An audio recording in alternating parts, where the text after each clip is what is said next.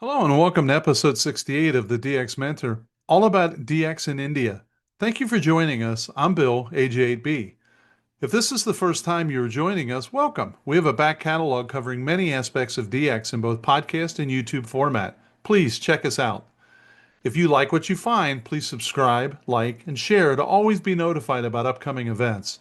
Another way to keep in touch and to see what we're up to is via the DX Mentor Facebook page.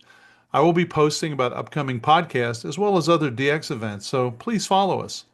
You can check the show notes for any of the information that we have discussed today.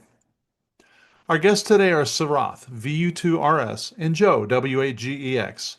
Sarath and Joe are experienced, passionate DXers, and the conversation should be lively and informative. This text is what grabbed my attention and made me realize that VU2RS would be a great guest. Quote, in celebration of World DX Day, the DX India Foundation is proud to announce its commitment to promoting DX activities from India. Following the resounding success of previous IOTA activations such as Sacrifice Rock, Sagar Island, and Kanika Island, the Foundation is gearing up for more exciting adventures. The DX India Foundation's primary objective is to activate rare IOTAs, organize DXpeditions, and foster a vibrant DXing community in the region. To achieve this goal, the Foundation is seeking support from manufacturers, individuals, and organizations to acquire essential equipment, including HF radios and amplifiers, bandpass filters, tents and generators, coax cables, and all necessary accessories. The Foundation plans to establish a self-sufficient setup comprising of 3 stations, which can easily be transported in a container to various locations. This will enable DX India Foundation to activate rare IOTAs and provide DXers and IOTA chasers with exciting opportunities to log new entities. By promoting DXing activities and providing support to IOTA enthusiasts, the DX India Foundation hopes to elevate the region's profile in the global amateur radio community. Join us in celebrating World DX Day and stay tuned for updates on DX India Foundation's initiatives and activities. For more details, you can contact Sarath directly at sara@vu2rs.com. 7 3s, and that's from Sarath, VU2RS, the DX India Foundation. Here's some information about our guest that I knew I had to research this guy, and boy, I was amazed at what I learned. Sarath was born and raised in Hyderabad, India. He developed an interest in amateur radio at the age of 15, inspired by Bharati VU2RBI and his family of hams. This early exposure sparked a lifelong passion for amateur radio. In recognition of his family's remarkable achievement, they were featured in the Guinness Book of Records for having the largest number of amateur radio operators in a single family, an impressive 60 hams. Sarath has received several awards in recognition for his contribution to amateur radio and public service, including, but not limited to, the Rajiv Gandhi Award for Amateur Radio, awarded to him in 1996 and 1997, the ARRL International Humanitarian Award, honorary citizenship to Florida by the United States. All of this and contest work, DXpeditions, fox hunting, and emergency communication will be discussed. We got a lot to cover, so let's get started. Well, hello and welcome to the latest edition of the DX Mentor. I'm Bill, AJ8B, and we're very, very excited and very honored to have a world-class ham with us today. But I'm not going to introduce him yet. I'm going to pass you to Joe, who is also a world-class ham. I didn't mean it to sound that way, Joe, but Joe, tell us about yourself, WAGEX. Well, I don't know where to start, Bill, but I'll start at the beginning. I was an SWL when I was a young teenager, and then advanced into getting my technician license, and then upgraded through the years. Got hooked on DXing years ago. 6 meters was wide open, so I got hooked on 6 meters, and been doing it ever since. Got all the WAS and DXCC certificates and what have you. Been on 62 DXpeditions, and I guess that's always been my my love of ham radio. So, Sarah, tell us about your background. How'd you get started?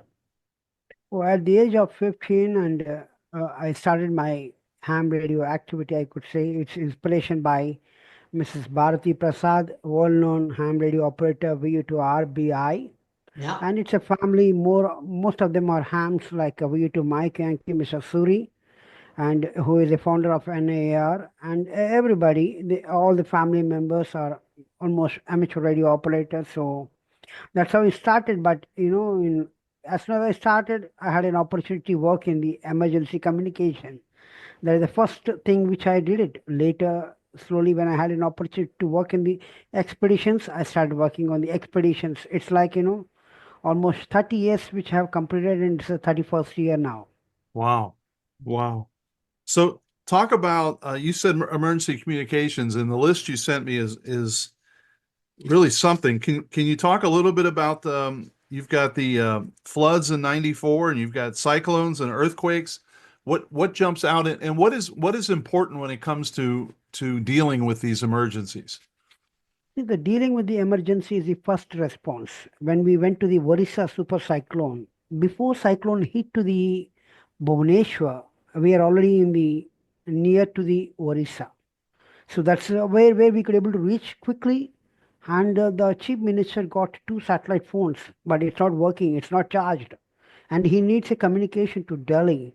That's where we have shown the practical live demonstration to him. Then he accepted us. Then we set up all the stations across the Orissa. I had a cattle trap. I have to go back. Everybody said. I said no. I'm going to work. I'm at the chief minister's office at the time, and they have taken care of me, and I have taken care of the communication. And it's a lot of debris which I can't use that words, but it's a lot of mammoth which has happened in the Orissa cyclone. Same way Gujarat earthquake in 2014, 2004 tsunami, which is horrible. Everybody what they're witnessing the afterquakes which are witnessed during the tsunami time after the Port Blair 9 magnitude. I could witness more than 150 or 100 and more numbers which I can't remember, but it's more than 100 above 8 magnitude quakes which comes after the initial quake. That's where it's a big disaster with those afterquakes, not the just first quake. Because those afterquakes which demolishes, which are just gave a broke, it's completely broke. At the same time, I could see, big buildings shaking like this. Not only that, I'm the one responsible for the coordination among the other club members, other teams from the Gujarat, from Karnataka, various places who came and helped us in the Andamans. I'm in the main office. That's where I know it did the coordination among the teams. Wow. And that's got to be it's got to be very difficult that you're trying to set up communication and you have all these afterquakes that are affecting everything you do, but you got to keep forging ahead, right? That's right. Many of the members they just left the island because of the afterquakes and the rumors. That is another big deal which we need to handle during the crisis. They say the water is coming inside to the island, and it's a big storm which is coming. Tsunami is coming, but actually it's a one tsunami which actually already created a big havoc. But after that, whatever it had come, it's nothing. But at the same time, after quakes, it's too much. And when we approached immediately to the ministry, to the officials, they said, "My phones are working. We don't need your communication." They said. After 4 hours, they came to our place and they said, "We need your communication because one island is completely washed out, which is a Car Nicobar, which is the main base for the naval." Wow. So I'm a regular follower of This Week in Amateur Radio, and they're always reading about. It sounds like the emergency communication of ham radio is really a focus in India. The government recognizes it, the clubs recognize it. Is that correct? Yes, government recognized after the all these operations of the Orissa cyclone, Gujarat earthquake, and then tsunami, and then later many are occurred, even recent Kerala floods. Even though we have all the technology, still they use amateur radio. And moreover, what I could see is that Orissa is well developed after the super cyclone. Similarly, Gujarat is developed to handle these emergency operations, handling these flood cyclones, which comes very regularly. But there are places which are still, yet to develop. And, that is where, we don't have a lack of ready to go kits, except one or two organizations which are well equipped. Like, for Okay. example, Gujarat Institute of Amateur Radio is started after the Gujarat earthquake. They have established it such a way they have ready to go kits. If you ask 10 people I need with the equipment, men, and material, they will be ready to come. Wow. Similarly, a National Institute of Amateur Radio, they used to have, and likewise, there are very few organizations which had it. Wow. Mm. I can't imagine having a super cyclone hit and then having to go in and work with people and try to get things up and running. How many amateur radio operators are there in India? I mean, I've only worked two or three, but there sure seems to Yeah. be a lot. See, on paper, it's a 30,000 people or 40,000 people. But on reality, on activity wise, you could see either it could be a VHF or UHF or any other mode, whichever it is, maybe once in a month, once in a week, if they come, it could be 15,000. But realistically, 5,000 people, what you can see active hams, what I could say. Okay, wow. Is it growing? It's a growing, but not, too big, but gradually it's a growing. At the same time, the main problem is not just becoming a ham. After becoming a ham, the guidance is which is lacking. They don't know where to go for the equipment. They don't know where to go and operate the radio, and how they could, the mentorship is very critical at the point. That's where the DX India Foundation is very keen on not only giving the opportunity to go to a club station or a contest station to operate. We don't have any contest station except one, which is a very big one, which is a VU2RS. He is the one who got a good antenna setup and all. But otherwise, we need to have at least a few stations so that could turn into the contesting. At the same time, that could be also emergency communication. It is Yes. not just simply we are saying about the only contesting. We need to build a big station. That could be a relay station. That could also use a WinLink, all the latest technology, so that that could be a point for a contact for the ships which travels across the India, because India is covered with the 3 by 4th outside is the water. Yeah, and I went through the map before we got started. I'm amazed at how big India is. It's a Yeah. massive country. And you've got, very tropical at the southern edge, and then you've got essentially the end of the Himalaya mountains in the northern edge, right? So wow, what a varying terrain, and the government really has a challenge. Yeah, especially in Assam, which is one of the area which they get regularly all the cyclones. That Wow. belt, which is nothing but the east coast, if you talk from the Assam to Tamil Nadu, is a coast where we get regularly, periodically cyclones. Okay. So let's talk about I want to reiterate this. You are in the Guinness World Book of Records, Yeah. correct? That's right. And what's that for again? Oh, it's we have a largest family of the amateur radio operators. And it's over 60? Yeah, Yeah. that's right. It's keep growing. In fact, my son is writing the exam, so it may count more and more. So you should have a work all Sarath awards, and then we if we No, it's not. It's not. I'm not the elder one, so obviously the elder one will get the award, not me. yeah, I'm yeah, only yeah. one of the member, I could say. Wow, that's pretty crazy. Yeah. So you've been on some really interesting DXpeditions as well. You've listed Andaman Island in '04, and again in '06, Six. Lakshadweep in '07, and Macau in 2018. That's right. What stands out on those different DXpeditions? Do you remember anything in See, particular? yeah, each expedition is different.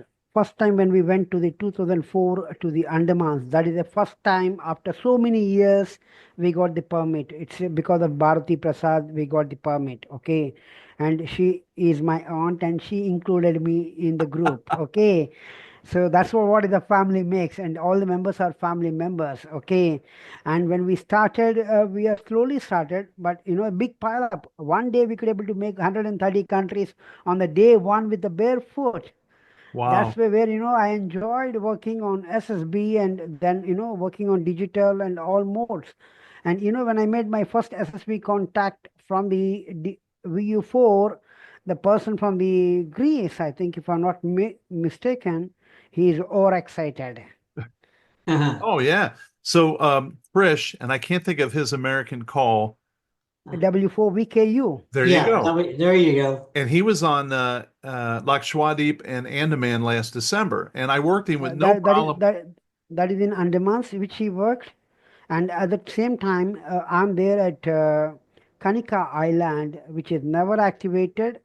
So myself, Caesar, and Anil, who is my brother again, and then we have others. So we are 4 members. We work from Kanika Island at the time. Okay, wow. Well, I did work him on Lakshadweep, but not Andaman. But then just last month, I did work that group from Andaman.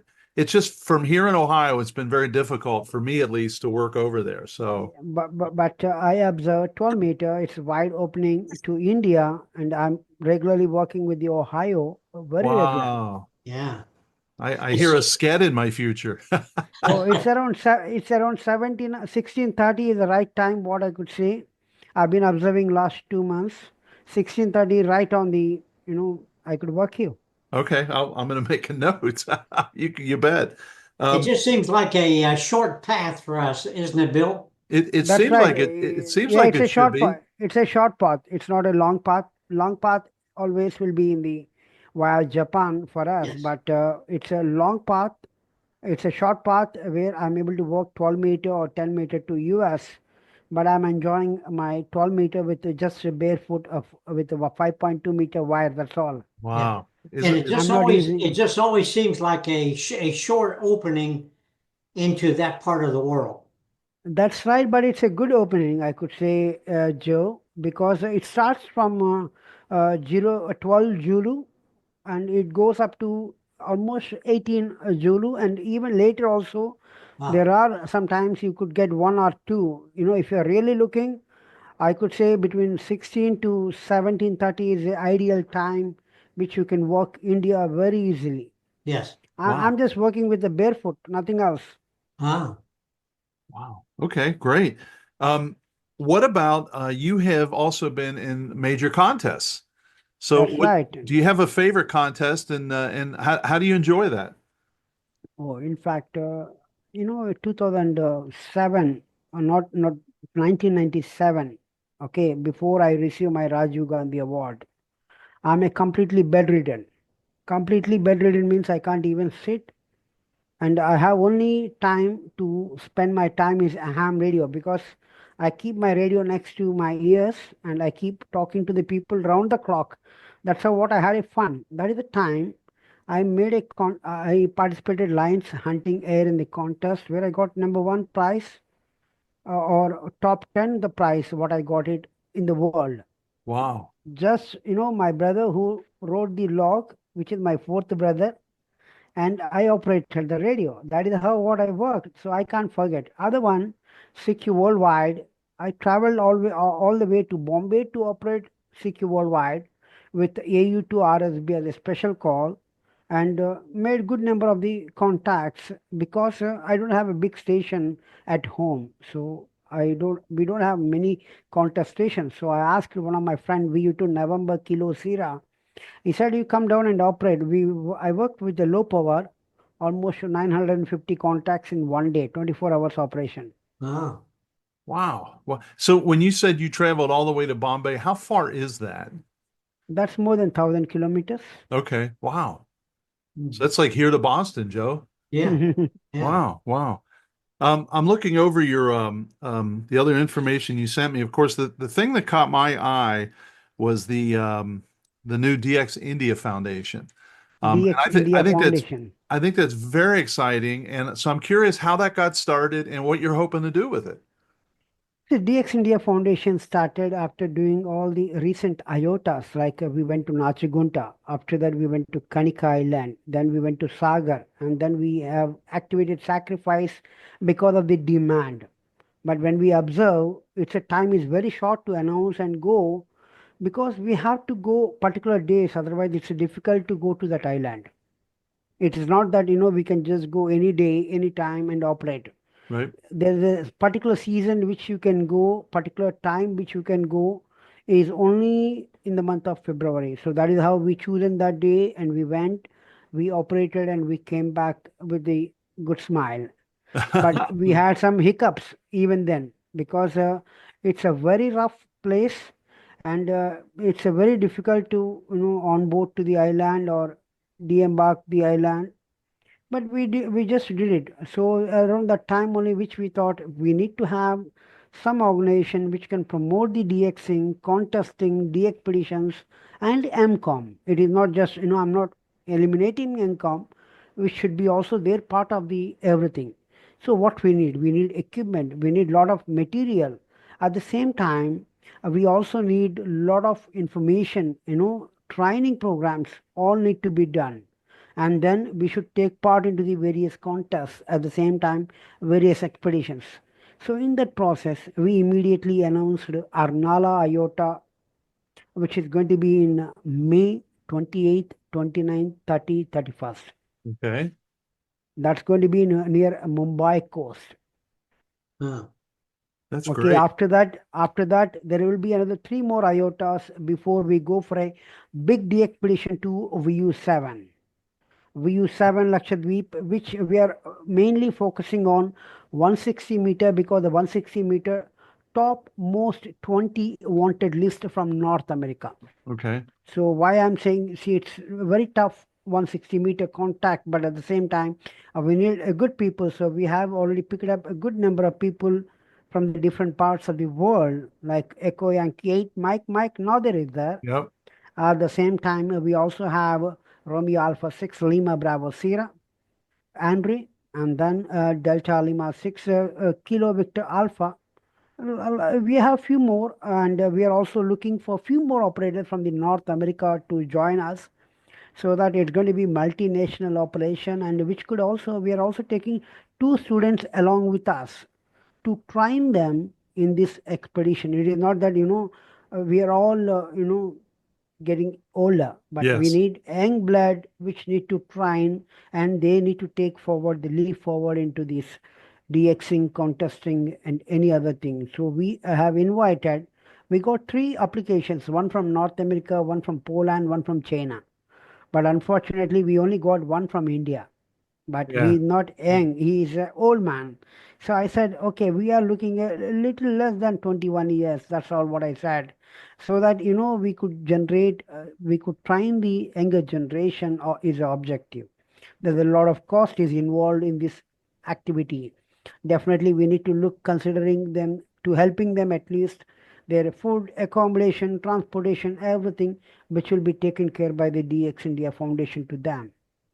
Wow. So when is the Lakshadweep operation, the 160 focused operation? It's going to be January 16th to 31st, 2026. Wow. 15 days. That's great. Yeah, so that because see, it's not 1 day or 2 day we can try 160-meter.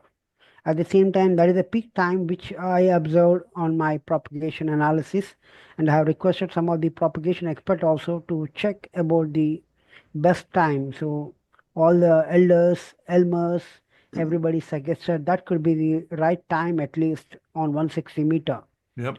So we are planning for that. I will make this offer to you as you develop the foundation and you start putting out information. We're a big DX club, but I'm also involved in another DX club, and I edit the newsletters. So send it to me. I'll be happy to get it out. Keep everybody informed of what you're doing. I mean, it's just terrific work, and I think it's going to really reap benefits. So congratulations to you. That's just a great idea. Yeah. Wow. Yeah, 160 would be hot because everybody would need that. Yes. Wow, you're right. I know I'm missing something, so I'm being rude and looking away, but I'm looking at your sheet, so I apologize. Not only 160-meter, even 10-meter SSB is also one of the top most from VU7. Because I made my analysis. I could just take out. Give me a minute. I do have the analysis where are the places which we have. Please go ahead. Wow, I can't believe how much you've done. I'd like to switch and talk about your awards for a minute. And again, I apologize for looking away. One moment. I'm almost very close. Okay, you're fine. I only need VU7 on 80 and 160. Well, See, all bands 42 from the North America. Yes. And then at the same time, 80 meter is still 70 and 160 meter is 30. So 51 is from the North America, and most difficult place is from the west coast, not the east coast, to the Lakshadweep, which is most wanted. Oh. wow. So Okay. from North America west coast, it's 42. Ah. We always thought the North American West Coast was the easiest place to be. So No, it depends upon the location, I could yeah, say, Yeah. because yeah. see, the Andamans, west coast is easy compared to the east coast. Really? Huh. So Interesting. so you have this honorary citizenship of the state of Florida. That's right, How did you Pensacola. get that? Because I'm the alumni of the US consulate, where they sponsored me to travel to the United States under the program of International Visitor Leadership Program. I'm the only Indian, only amateur radio operator being part of disaster management by the US consulate. So I traveled across the US, Washington, New York, then Vermont, and then New York, and then after that Florida, and then Hawaii. All these places we interacted with the various people, various organizations like World Bank. I went to the New York Police Department, 9/11, New York Railway Department. All these people we interacted and we exchanged the ideas. We found which is right, which is wrong. Then what I found ultimately there is the anywhere, whether it's India or US or anywhere, it is a coordination which lacks. That's where the failure comes. Otherwise, it's going to be perfect. If you have a good coordination, even with a small team or bigger team, you can achieve whatever we want to achieve it. Mm. Whether it is making a event, or whether it's making a emergency communication, or it is an IOTA or expedition, you name it. It is a coordination is a must. Yeah, I can remember hearing during 9/11 that there were, this group's radios would not talk to this group's radios on the same frequencies, Absolutely, and absolutely, and absolutely. I realized the challenge of making that happen. I just assumed they would, though. That always surprised me, but um, it takes something like that, or the disasters that you've been involved with, to kind of make sure everything gets done correctly. And then all of these emergency drills, you start to appreciate how important they are, because it kind of irons out all those bugs. Yeah. So, wow. Um, what about the Rajiv Gandhi Award? Oh, Wow, this that's Rajiv very, you Gandhi got that, and you got that 2 years in a row. It's very impressive. Yeah, two times I got it because of the works which I have done in training programs, demonstrations of the amateur radio, and then emergency communication, and medical service. I also conduct a net called GEMNet, General Emergency Medical Net. Okay. In olden days, we don't have a cell phone, we don't have anything. We don't know where the medicine is available. So I could able to procure medicine for the people who are needy through amateur radio. It is not something beyond out of the box. Okay. I'm talking 94, 95, 96. During that time, I'm very active as a net controller also. So during the time, I organized a net around 10 o'clock in the evening, calling all the doctors, calling all the radio hams who are doctors basically. And we ask several questions also, what kind of a precautions we can take, how we can go ahead and all. It's not like a podcast, but it's a net where we discuss, and somebody comes forward and says, I need this medicine. If it's anywhere it's available, let me know. Then probably I make an announcement and we try to get the medicine, help the people. That's how what I could able to help a few hams who are really in need of the medicine, which is a need for them, which I could able to bring it. Wow. Hmm. That's terrific. And then you were finally given the International Humanitarian Award. So you've been really a servant to the people, and what was that about? Oh, that's been given by ARRL.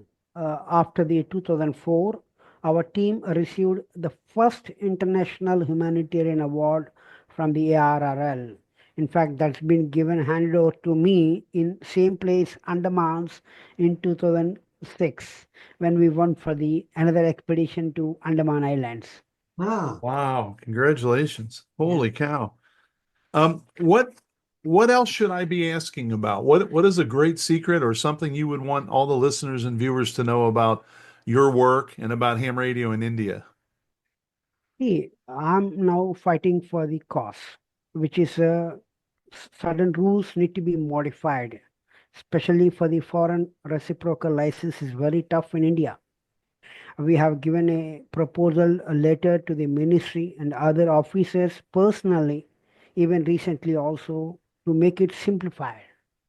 Similarly, there are rules which are need to be modified for the radio hams, which we are fighting. And import cost is too much for us to get a radio or anything in India. So I've been fighting for those causes.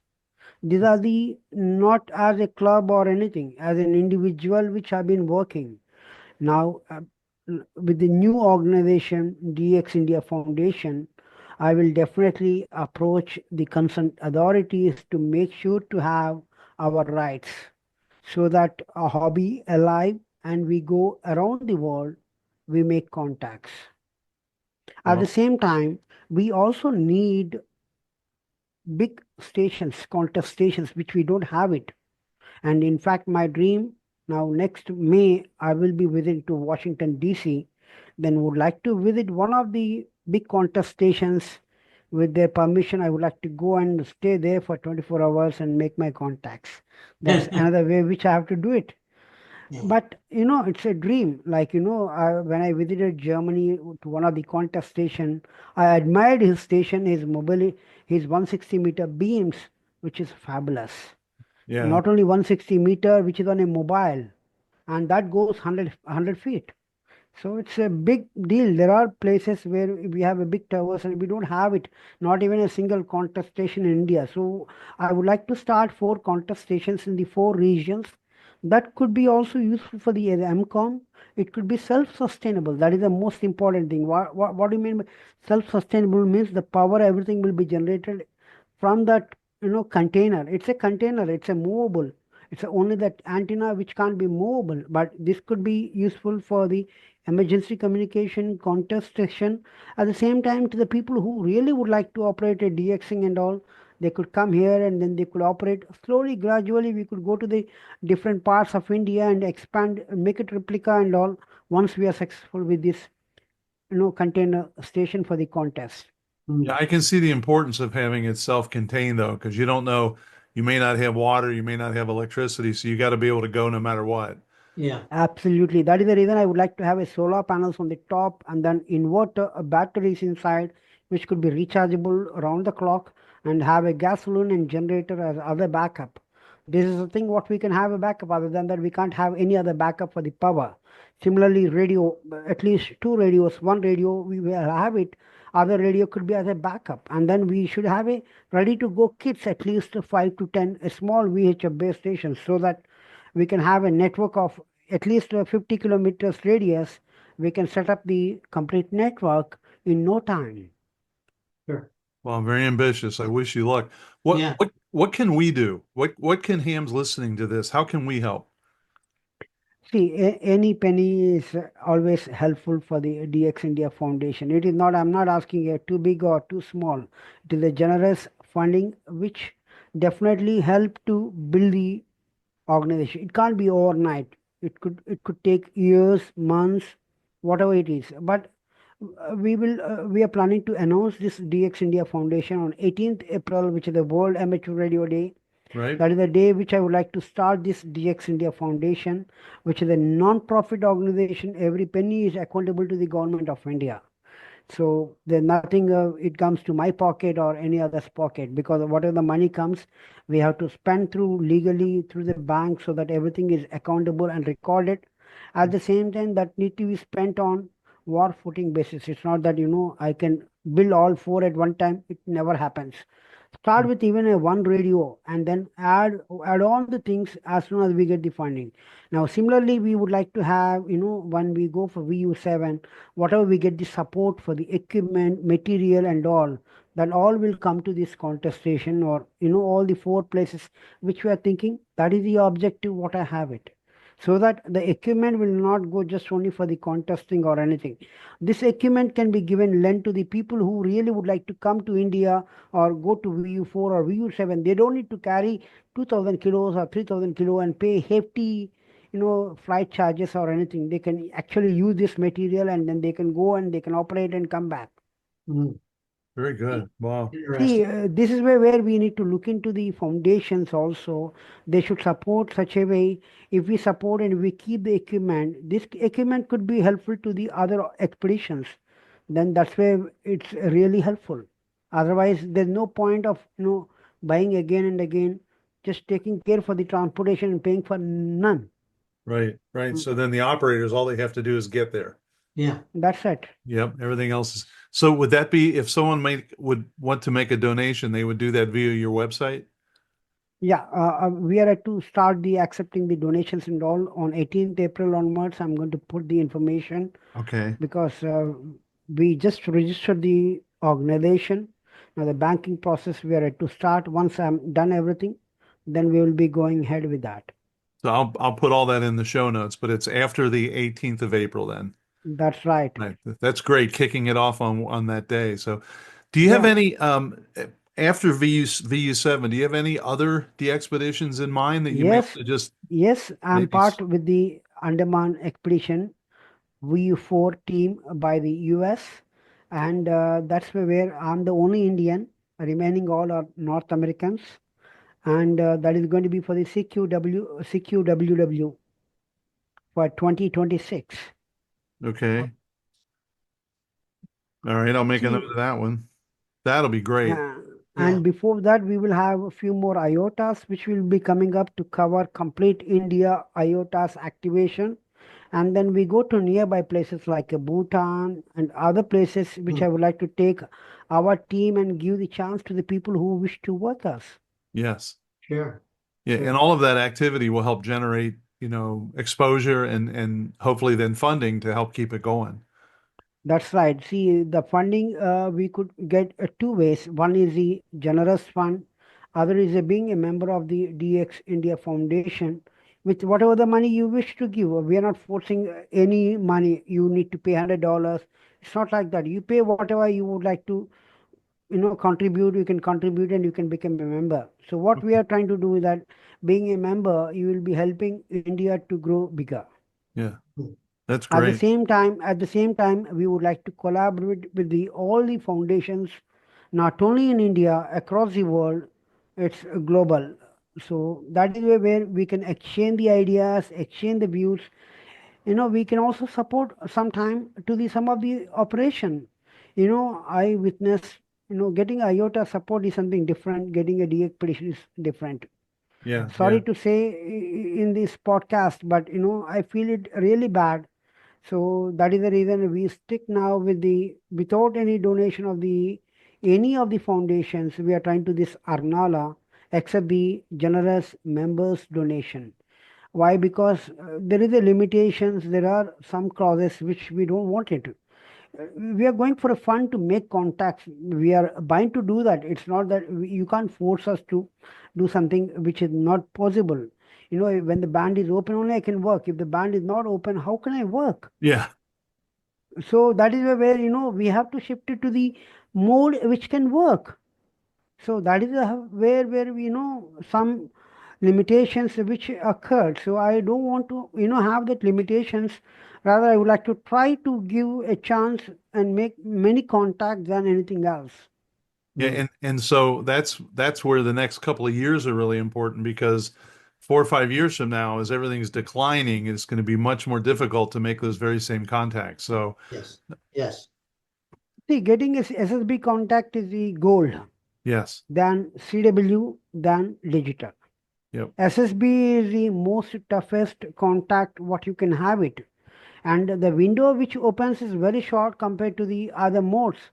CW and digital, you can work at least quite often, but not on the SSB. Mm, And Wow. the people who comes into the pile-ups, they doesn't listen properly and they keep barking. But we need to work. That is where the, our energies and, enthusiasm to work as many as possible always gives a chance to work new people. And Right. that is the time when we work the QRP, it is a double goal Yeah. Yeah. Well, I was because about, he only pushes 15 watt and he try to make a contact with his limitations. It's not that he can't afford, it is his limitation. right, Working those people are more important. right. So Yeah. I was going to ask you, but you kind of answered it. If I'm trying to break a pile up that I want to work you and there's a large pile up, what advice do you give those like I have what I consider to be an average station over here. So you've already said what most DXers will tell me, but what's really the one thing you have to do?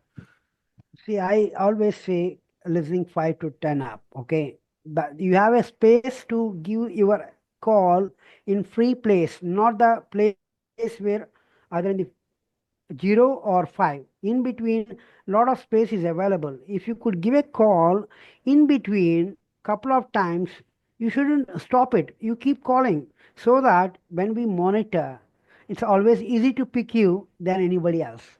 Ah, No, I feel that is how what I work. I give a chance to the QRPs. That is how what they could break in. Or you should audio sounds completely little differ.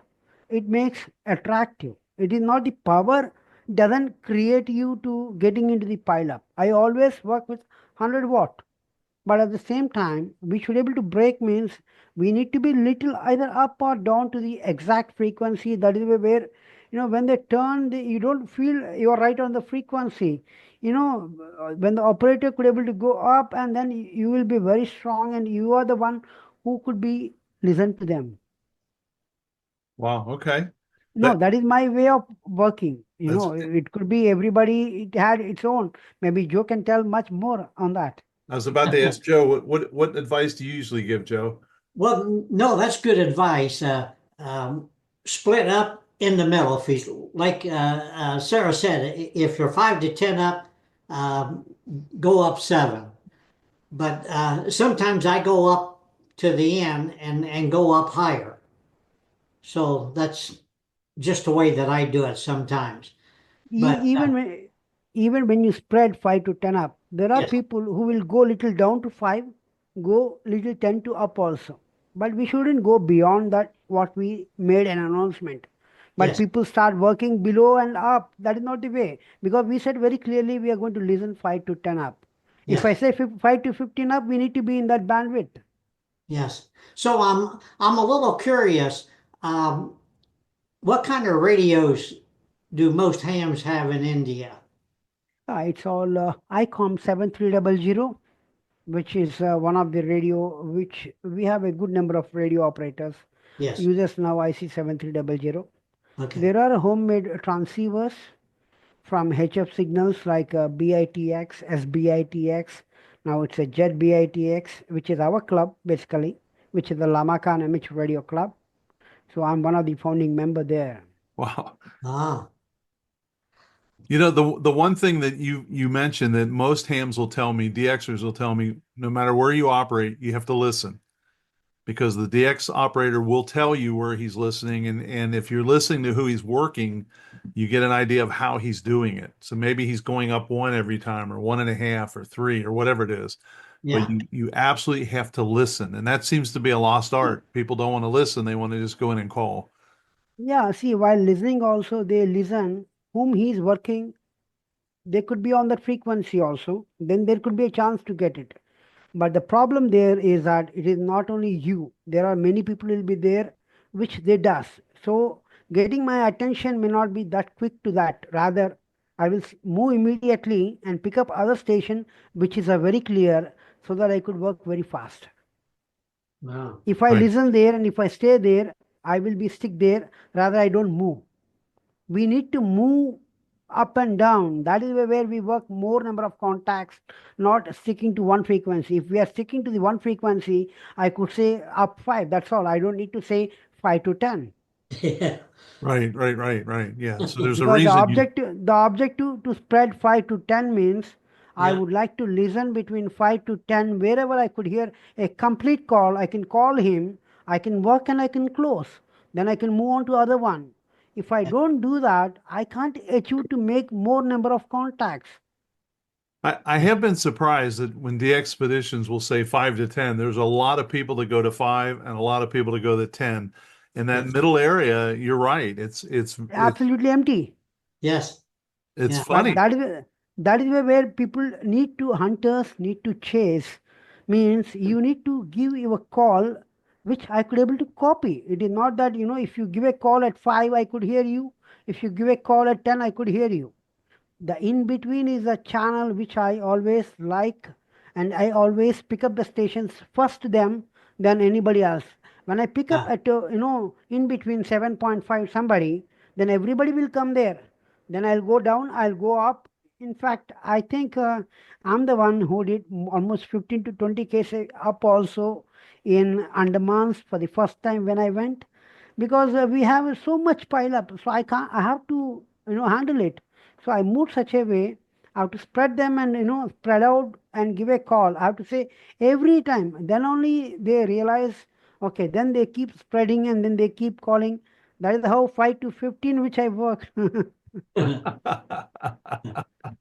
There was a D expedition on recently, Bill and Sarah, that he was split 5 to 10 up, but he always stayed 5 up. He never did work anybody any place but 5 up, but he kept announcing 5 to 10 up. So yeah, I finally caught on to him. Yeah. Yeah. But that's because you were listening. Yes. Yeah, No, exactly. it is not. See, the problem is that he is sticking to one place than going to the multiple frequencies. Why Yeah. we are working split is in one frequency, we couldn't hear everybody at one time. Yeah. If they spread, then it's easy to work. Yes. Wow. Yeah. Well, Joe, did I forget anything? No, I think you guys did very good. You asked some interesting questions, Bill, and he did some excellent answers. Boy, and you're really the humanitarian side of what you've done is so commendable. Thank you very much. Oh Yes. boy, I really, if all of us did half of what you do, it'd be such a better hobby, such a better place. So congratulations to you. My goodness. Yes. Yeah, in fact, one point I missed in my the bio which I sent is the ARDF fox hunt, which is another passion for me, where I got a couple of times first prize in India. Wow. Yes, I did miss that. You're right. Yeah. Yes, it was a very good podcast. That's the fox hunt's something I've never tried. That always seemed Oh, interesting to me, but I've never tried it. I got a couple of times first prize in India. Wow. So I took in Chennai, I took in Bangalore, I took in several places the fox hunt along with the other members. But it's always fun for me. Yeah. Last event when I got second prize because I couldn't run. Because the younger guy who followed me, he could run very fast and he got first prize. Oh, Rather, I got second prize. but he followed you, so he's a Yeah, smart kid. Yeah, he's a smart kid and he's a young guy. He's just 19 years old. Yeah. I'm Oh, 50 almost, so it's difficult for me to run. yeah, that makes a difference. So do you have 60 meters in India? Yes, Yes. but not many people operates. And I assume, Joe, you're nodding. So you've worked India on 60 meters? Well, let me check to be sure, but I think I work. Joe is kind of the godfather of 60 meters. I So like 60 meters. he's been Then on he it might since.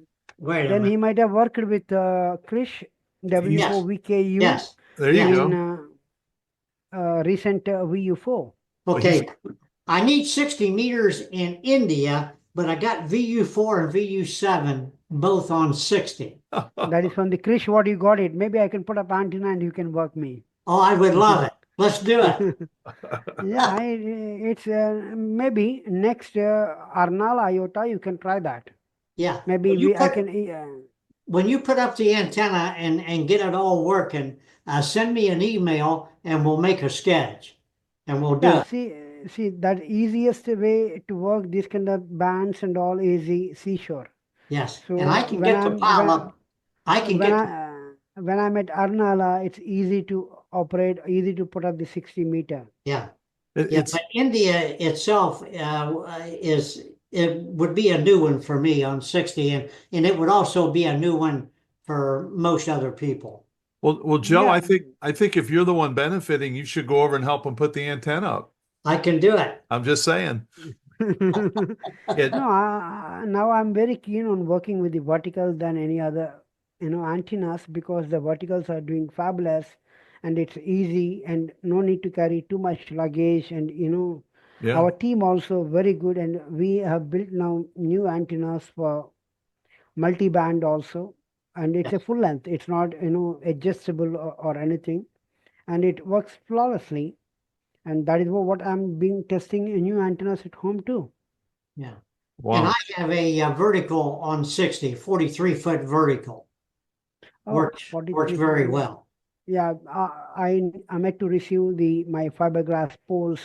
Once I receive that, probably the 80-meter fiberglass pole, then that will work for not only for the 60, it also works up to 160. Yes. Yes. Very good. Wow. So it sounds like a date. Yes. I'm looking forward to it. Yeah, I will let you know. Probably Arnala is the one which I'm looking. If not, definitely in Goa. That's going to be in October. So Yes. that's going to be other place which we can work. And in fact, we invite all the DXers to join us in Goa for our Indian Ham Fest. Probably if anybody is interested to work on the expedition or IOTA, they can join me too in Goa. Okay.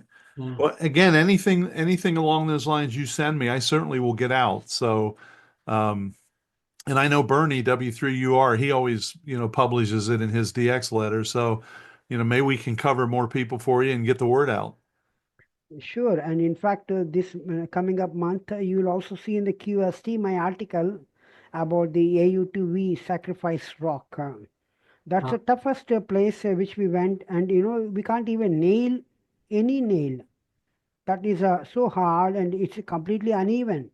We holded our antennas with just water bottles. Wow. Really? Three water bottles can hold a one fiberglass. Likewise, we put up all the antennas of top of the hill, four antennas. Each fiberglass will carry three water bottles. No rock, nothing is there. So I have to hold the fiberglass pole. So we use only just water bottles.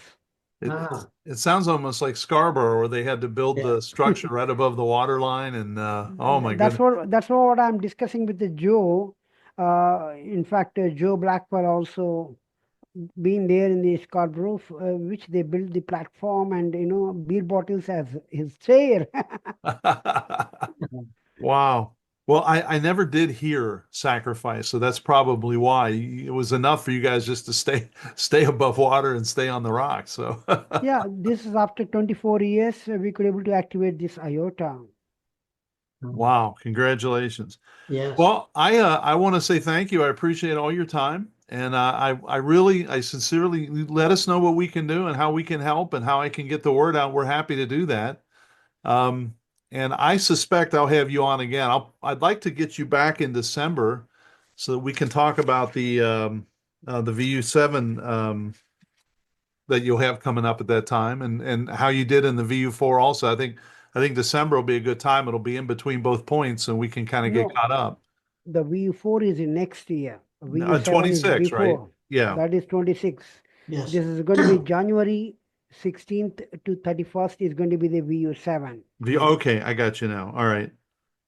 Well, thank you very much for your time. Been very interesting, and it's been a pleasure meeting you today and being part of the podcast. So thank you very much.